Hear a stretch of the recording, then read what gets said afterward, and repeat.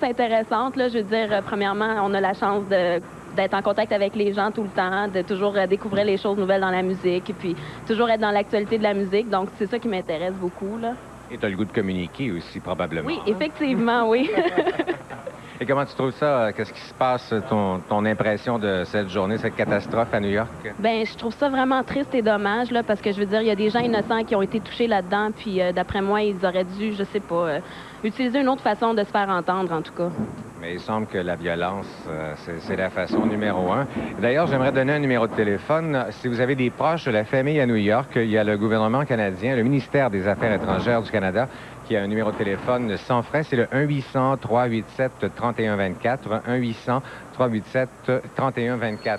Dans les tours, il y a 50 000 travailleurs à chaque jour et il y a à peu près 80 000 visiteurs. On n'a aucune idée. On a l'impression qu'il y a des milliers de personnes qui sont décédées, des milliers qui sont blessés, bien sûr. On ne sait toujours pas qui est responsable. Les États-Unis ont déployé la marine des bateaux, bien sûr, leurs forces sur la côte est américaine. Et il disait aussi que probablement que les pilotes, parce qu'il y a les deux avions qui sont entrés en collision avec les édifices, probablement qu'ils avaient assassiné les pilotes, parce qu'il disait que même qu'avec un fusil sur la tempe, il n'y a pas un pilote qui entrerait, comprenez-vous, avec son avion dans un édifice. Donc, et quoi d'autre? Dans le monde entier, il y a eu des répercussions. Bien sûr, les aéroports du monde ont été bouleversés. Les aéroports, je crois qu'ils ont été fermés. Ils évitent le plus de trafic aérien possible pour pas qu'il y ait d'autres avions qui se fassent, disons, hijack, là, comme qu'ils disent aux États-Unis. Mais ils essaient d'éviter ça, là, que ça recommence encore. Parce que je crois qu'ils voulaient toucher le Pentagone aussi, mais qu'ils l'ont raté de peu. Non, ils l'ont eu, le Pentagone. Oui. Non, parce qu'il y a une aile, le Pentagone, il y a une aile du Pentagone qui a été touchée par un avion aussi. OK, bon, donc, d'après moi, ils voulaient sûrement l'anéantir au complet, là. Donc, pour éviter le plus possible, ils ont fermé les aéroports.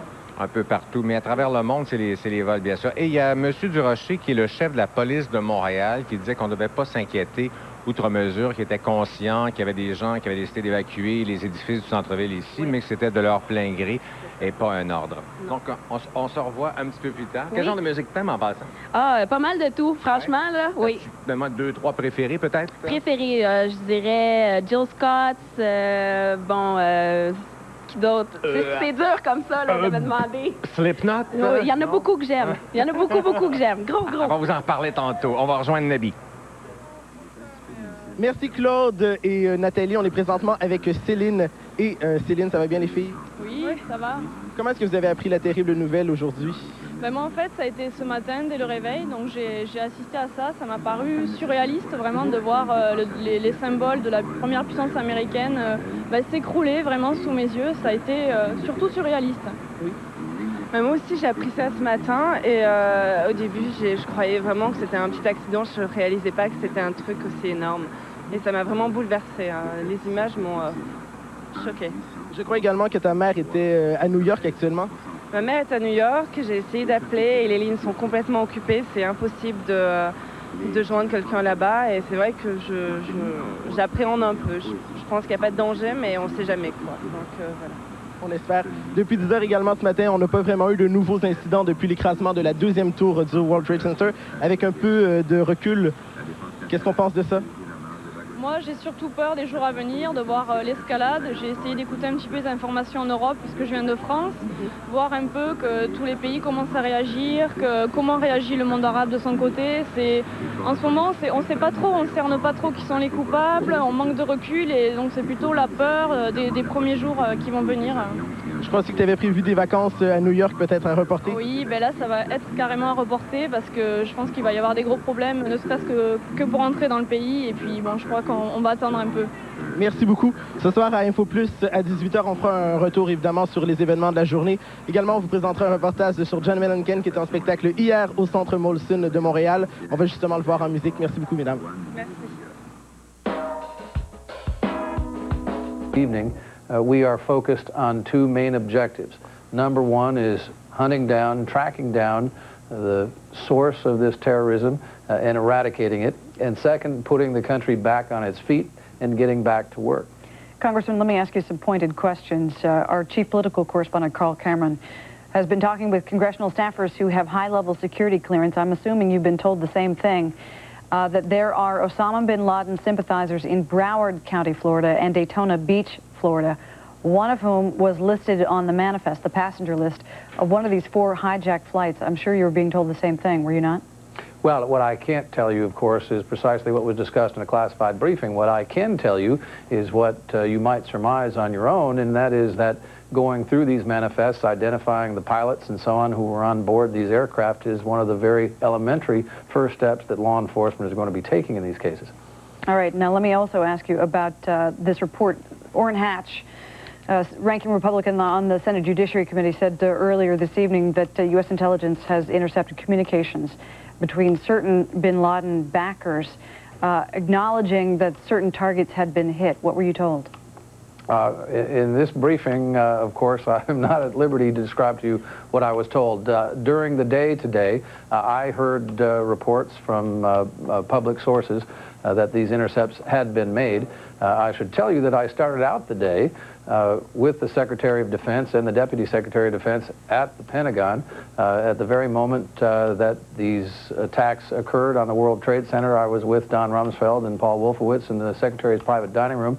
Ironically, we were discussing the threats, the new threats that are emerging that America is facing, and the Secretary had said literally moments before the Pentagon itself was hit that there will be another event. And he said it twice for emphasis, there will be another event, not because he'd been tipped off, but because he was so certain that terrorists are aiming now at America, at our heartland. I know, I realize that if I keep asking you more pointed questions, you're still not going to tell me what was said during that briefing. But earlier today, I spoke. Okay. Thank you. Bye. See you later. Left who are in the real terrorism business. Obviously, some governments fund groups that may conduct terrorist acts, but that's very different than actually providing government support for it. State condolences flood in, yet it seems highly unlikely, if not impossible, that the biggest and bloodiest terrorist operation ever could have been planned and prepared without a single government around the world even noticing. George Eakin, BBC News. And some news just in from Pakistan, where a newspaper used by the Saudi dissident Osama bin Laden has published a statement in which Mr. bin Laden has denied involvement in the American attacks. However, the Afghanistan-based Islamist said he fully supported the attacks. Well, President Bush promised to find those responsible and bring them to justice. Bill Hayton looks at his options. The wreckage at the Pentagon is still being cleared and the human cost still being counted. The horror inflicted on bases and embassies around the world over the past 2 decades has now hit America's highest military headquarters. The sheer might controlled from this building has made direct military attacks against the United States all but impossible. Instead, its enemies have turned to so-called asymmetric warfare, small-scale operations with dramatic effects, such as last year's bomb attack in Yemen against the USS Cole. And I think it's got something to do with the fact that America continues to have their forces in the Middle East. America continues to back tyrant regimes, and I think that this should be a lesson not only for the American regime, but also to the Muslims worldwide, to say that we need to have a different type of relationship. Washington has responded with court action against those it believes responsible, but also with direct military retaliation. And I have no intentions of discussing today what comes next, but make no mistake about it, your armed forces are ready. When Osama bin Laden's group bombed the US embassies in Kenya and Tanzania 3 years ago, killing more than 220 people, the response was dramatic.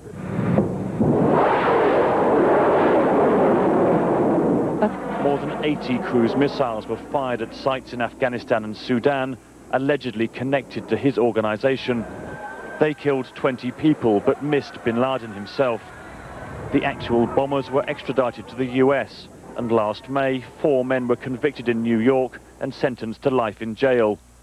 But retaliation doesn't always hit the right targets. In 1986, after 2 American soldiers were blown up in a Berlin nightclub, US planes bombed Libya, though it was later suggested that Syrian agents had been responsible. And Washington is being sued for millions of dollars by a businessman whose Sudanese factory was destroyed by a cruise missile after it was wrongly linked to bin Laden. if they reflect on these questions, and if they look at the source of the resentment in the Arab world and Muslim world, I believe there wouldn't be any attack. But sending cruise missile, it wouldn't solve the problem. It will maybe fuel more problems to the American and to the whole international community. The USS Enterprise is sailing to join another carrier group in the Gulf, projecting American power into the heart of the Middle East. But political leaders must now decide whether using that power makes further attacks more or less likely in the future. Bill Hayton, BBC News. The events have been described as America's second Pearl Harbor. Such was the disbelief and horror at the terrorist attacks.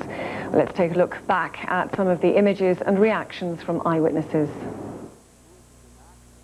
I was close to the window. It was unbelievable.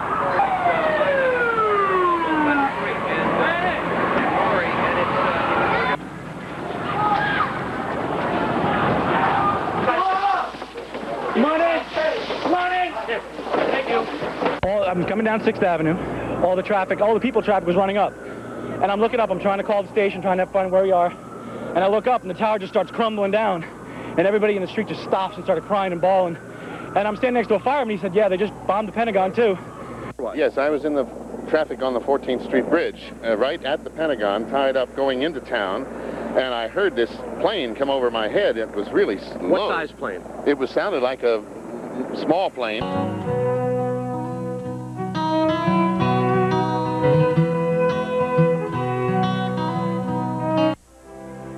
Broadcast support for NOVA is provided in part by Vermont Yankee, providing the electrical energy that Vermonters have relied upon for more than a quarter-century. Additional funding is provided by contributing Vermont Public Television members like you.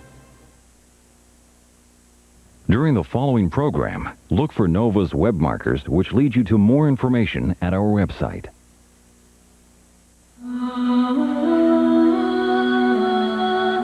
The year was 793. On a small island off the north coast of England, the monks of St. Cuthbert's were enjoying their quiet routine of prayer and study.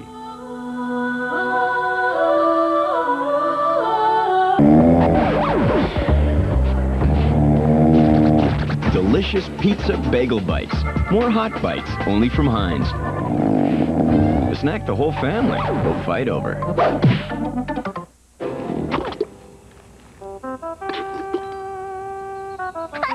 USA Cable Network. We have special coverage ahead and no time for commercials. We've prepared an hour-long newscast on just one story, the attack on the USA. And we begin tonight with a snapshot of horrific events beginning in the core of America's financial center and spreading with alarming speed to Washington and beyond. At 8:45, hijackers crashed an airliner into the North Tower of the World Trade Center in New York.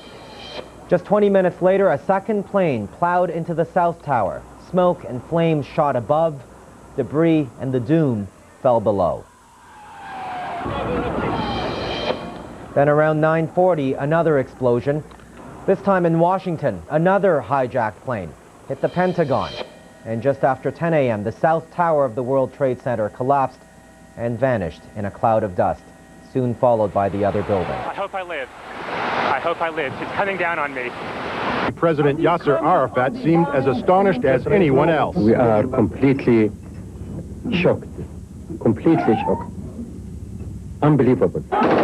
Some Israeli terrorism experts say Palestinian groups don't have the ability to carry out attacks of such magnitude and complexity.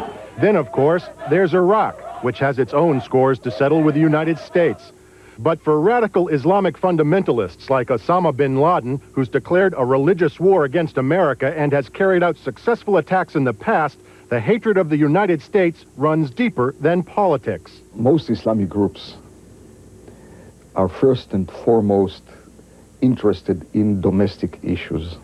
Osama bin Laden's group, on the other hand, is interested in the situation of Islam worldwide. Osama bin Laden views himself as the fighter for Islam against Western ways of life. While the conflict between Palestinians